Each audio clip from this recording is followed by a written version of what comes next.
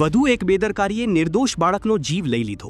સુરતના સલાબતપુરા વિસ્તારની બેઠી કોલોની સ્થિત એક શાળામાં વીજ કરંટ લાગવાથી 14 વર્ષના કિશોરનું કરુણ મોત નિપજતા સમગ્ર વિસ્તારમાં શોકની લાગણી ફેલાઈ છે। ઘટનાની જાણ થતાં જ પોલીસ અને ટોરેન્ટ પાવરના અધિકારીઓ ઘટના સ્થળે પહોંચી તપાસ શરૂ કરી છે। પોસ્ટમોર્ટમ રિપોર્ટમાં પણ કિશોરનું મોત વીજ કરંટ લાગવાના કારણે જ થયું હોવાનું સ્પષ્ટ થયું છે। હાલ સલાબતપુરા પોલીસે અકસ્માતે મોતનો ગુનો નોંધી જવાબદારો સામે કાયદેસરની કાર્યવાહી શરૂ કરી છે। પરંતુ હવે સૌથી મોટો સવાલ એ છે કે આ દુર્ઘટના માત્ર અકસ્માત હતી કે પછી કોઈની ગંભીર બેદરકારીનું પરિણામ? જવાબદારો સામે ક્યારે અને કેવી કાર્યવાહી થશે? અમને ફરિયાદ મળી કે કોઈ બાળકને કરંટ આવે છે।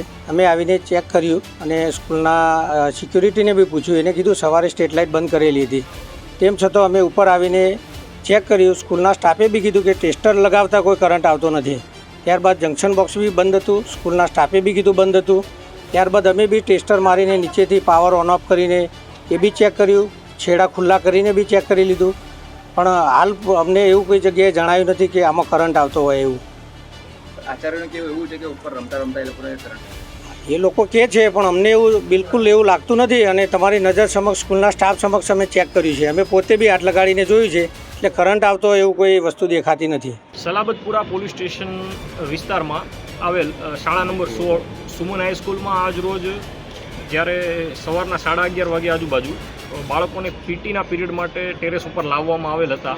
તે દરમિયાન ધોરણ 9માં ભણતા એક વિદ્યાર્થી જે છે એ એક થાંભલાને અડી ગયેલ અને જેના કારણે જે વિદ્યાર્થી છે એનું મોત થયેલ છે। જે સાહેબ આ વિદ્યાર્થી કયા ધોરણમાં ભણતો હતો, કેટલા વર્ષનો હતો અને આજે ઉપર લાવવાનું કારણ શું હતું? શા માટે ઉપર લાવવામાં આવ્યું? વિદ્યાર્થી છે ધોરણ 9માં ભણતો હતો અને એની ઉંમર જે છે એ 14 વર્ષ જેટલી હતી અને વિદ્યાર્થીઓને ધાબે લાવવા માટેનું કારણ અત્યારે જે જણાઈ આવેલ છે તે પીટીના પીરિયડ માટે વિદ્યાર્થીઓને ધાબે લાવેલ હતા।